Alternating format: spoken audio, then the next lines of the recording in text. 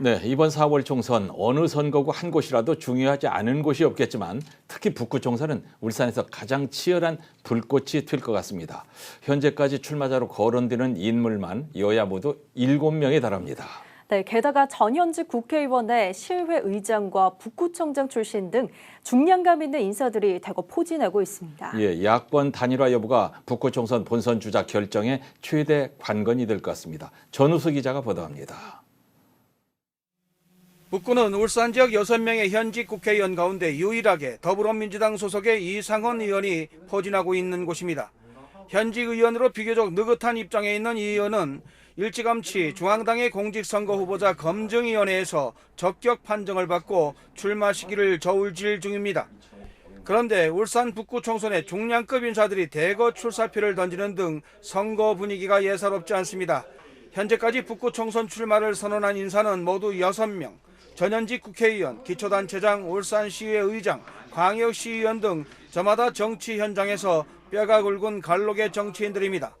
이 가운데 국민의힘 박대동, 진보당 윤정호 의원 등 2명이 전직 국회의원 출신입니다. 광역시의 의장 출신인 더불어민주당 박병석 의원과 같은 당의 백운찬 전 시의원, 그리고 시의회 운영위원장 출신의 국민의힘 정치락 전 의원도 시의원직을 내려놓는 등 배수진을 치고 최근 총선 주자로 가세했습니다. 이런 가운데 더불어민주당의 이동건 전 북구청장이 체급을 높여 북구 국회의원 출마를 공식 선언했습니다.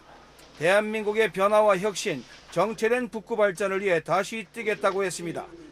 타 예비 후보보다 뒤늦은 총선 주자 가세 이유에 대해 같은 당 이상헌 의원의 신상 문제를 거론하며 시작부터 신경전을 펼칩니다.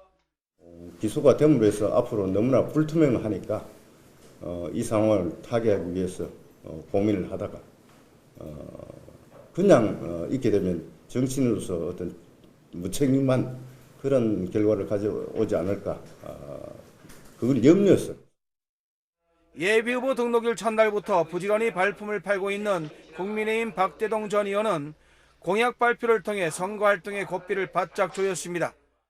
이번 예비 후보들이 얼마나 등록을 하고 경선에 참여할지는 모르겠습니다만은 최종 후보로 공천을 받을 것이라는 대해서는 단 한 번도, 단 한순간도 생각해 본 적이 없다는 점 말씀을 다시 한번 강조해 올립니다. 북구 총선은 당내 경선 결과에 따라 전현직 국회의원, 단체장, 광역위원 간 대결 등 무게감 있는 인사들 간 1대1 경쟁 구도 가능성이 높습니다. 여기에 노동 진보 성향 유권자들이 강세를 보이고 있는 북구의 특성상 예상되는 민주 진보 진영의 단일화 여부는 북구 총선이 2파전 또는 3당 경쟁 구도로 치러질지의 최종 가늠자가 될 것 같습니다. 중량급 인사들이 대거 포진한 북구 총선의 최종 본선 주자로는 과연 누가 오르게 될지 이번 4.10 총선의 최대 관심사로 떠오르고 있습니다. JCN 뉴스 전우수입니다.